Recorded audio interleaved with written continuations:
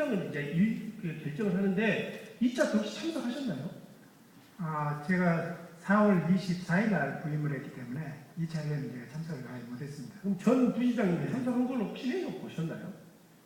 예, 전임 부시장이 아마 참석을 한 걸로 알고 있습니다. 참석하지 않으셨습니다. 2차 회의 때 아쉽습니다. 3차 회의 했잖아요. 네. 이제 이 부시 선정되고 나서 문제가 막 불거지고 있는데 3차 회의를 5월달 하잖아요. 부시장님 부임하시고 나서 참석하셨습니까?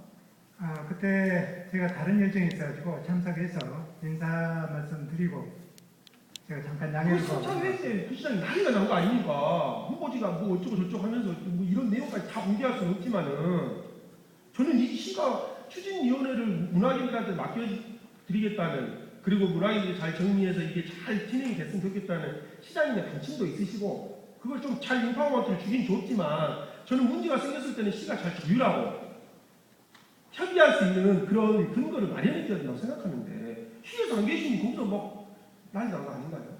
예, 의원님 말씀에 동감합니다. 그리고 저희들은 기본적으로 이 추진위원회 민간들로 구성된 위원회에서 자율적으로 좀 결정을 했으면 좋겠다는 생각이었고, 우리 시에서는 가급적 개입을 안 하고 그 위원회에서 결정을 했으면 좋겠다는 생각을 했습니다. 그래서 제가 만약에 그때 참여를 했다 할지라도 아마 제가 의견을 내는 것보다는 시 추진위원회에서 자체적으로 좀 결정을 해주셨으면 하는 생각이었을 거라고 생각합니다. 부시장님 그렇게 약간 좀 무책임식의 발언하지 마시고요. 그 3차 회의의 내용, 그 결과 이걸 다 들으셨을 것 같은데요. 저는 그렇게 회의가 진행이 되면 안 된다고 생각하거든요.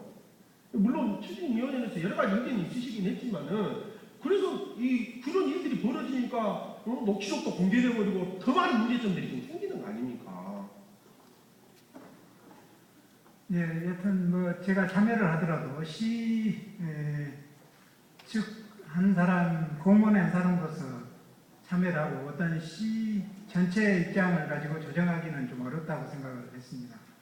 거기서 문제가 생겼을 때는 저는 조정하고 협의해주고 이런 것들이 좀 필요하다고 생각하는데요. 왜냐하면 우리가 시는 예산이 들어가는 거 아니니까 이게 무슨 뭐 위탁을 아예 받아가지고 이렇게 하는 것도 아니고, 그렇기 때문에 이 앞으로의 과정인데 저는 더 중요하다는 생각을 한번 말씀드리고 싶었습니다. 네, 알겠습니다. 네. 마지막으로 시장님께 좀 한 말씀 드리겠습니다.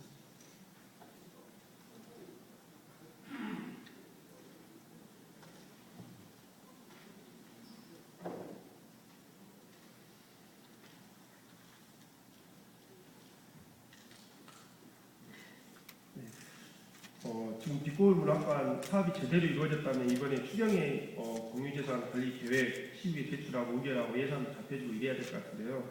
지금 사실 뒷골 문학관이 시민들이 굉장히 소망하고 특히 문학인들은 더 이렇게 기대하고 있는 것이 사실인 것 같습니다. 이게 광주 정신, 우리들의 영혼을 담아서 정말 멋있는 문학관이 탄생되길 바라는데요. 지금 여러 가지 일련의 과정들이 벌어지고 문제점이 많이 생겼다고 생각합니다. 거기에 대해서 이제 시장님 여기 공무원의 한 사람으로서라고 말씀하시는데 시장님이나 우리 시의 입장이 좀 어떻게 좀 앞으로의 계획을 어떻게 하실 것인지에 대해서 시민들이 굉장히 궁금해하고 있거든요.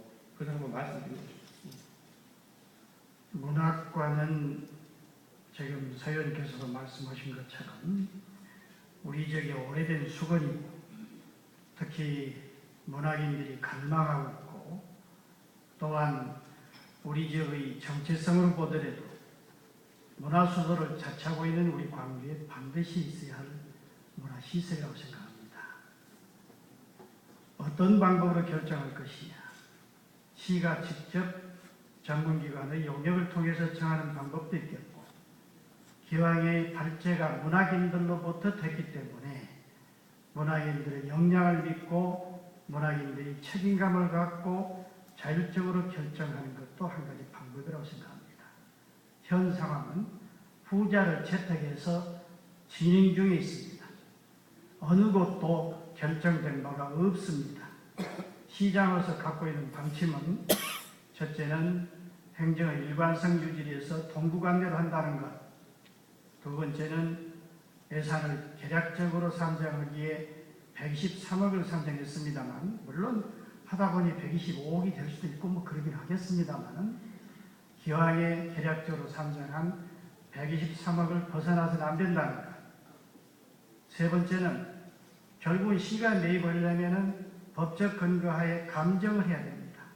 감정가격 이하로 돼야 한다는 것. 감정가격보다 높은 가격으로는 원천적으로 살 수가 없는 것입니다. 그리고 가장 중요한 네 번째는 문화인들 사이에서 폭넓은 공감대가 형성돼야 한다는 것. 이 네 가지 기본 원칙을 갖고 있고 기왕에 문학인들이 요청했고 문학인들 중심으로 추진위원회가 만들어졌으니까 이 네 가지 기본 요건에 충족되는 지역이 나오면 확정이 되는 것이고 그렇지 못하면 안 되는 것입니다. 지금은 그 과정에 있다. 그리고 이제 협상 대상자의 선정 관련해서 그 이후에 왜 실사를 가고 그 전에 가야 맞지 않냐 여러 가지 말씀이 계셨습니다만 그 이전에 협상 대상자로 선정하기 전에 갔더라는 게 옳았다고 판단합니다. 그러나 협상 대상일 뿐이기 때문에 지금 여러 가지 좀 말씀하셨는데 예를 들어서 그 대상 지역의 일부 땅은 나무 땅이더라. 그럼 나무 땅까지 과연 살 수가 있는 건지 없는 건지 지금부터 봐야지요. 그래서 앞으로 기회가 충분히 남아있고 무엇보다도 문학인들이 폭넓은 공간이 있어야 한다는 것. 그런 대전제에 예산 사정에 맞춰서 선정에 오면 시로서 그 뜻을 수행할 것이고 그게 안 되면 이제 말씀하신 대로 시장이라도 직접 개입을 해야지요. 조금 지켜보시기 바랍니다. 네, 시장님 잘해주실 것을 저는 솔직히 믿고 있습니다. 그래서 이제 한 말씀만 조금 더 추가로 드리면요. 그 문학인들의 결정, 문학인들의 공감대 형성, 이게 사실 좀 푸럭거리고 있는 건 사실인 것 같고요. 그 다음에 추진위원회 문제, 추진위원장님의 그 여러 가지 몇 가지 실기를 좀 하시잖아요. 이 녹취록도 공개되고 이렇게 하면서 저는 추진위원회 한 분도 인터뷰를 하면서 이 추진위원회가 다시 구성돼야 되는 건 아니냐 이렇게 말씀하시는데 거기에 대한 추진위원회에 대한 입장도 좀 있으셨으면 좋겠고 그 추진위원회가 과연 이대로 가는 것이 좋은지 그렇지 않으면 그만두는 것이 좋은지 이런 것들 종합적으로 좀 고려를 해주셨으면 좋겠다는 생각입니다. 그렇습니다. 그래서 기왕에 맺겠으니까요. 저는 우리 광주의 문학인들이 그런 정도 자체 수습 능력은 충분히 있다고 봅니다. 시간을 가지고 조금 지켜보겠습니다. 네, 고맙습니다. 뒷골 문학관의 문제가 여러 가지 대두가 되는데요. 저는 개인적으로 시각의 차이가 있을 수 있겠지만 원점부터 다시 논의가 이루어져야 된다고 생각합니다.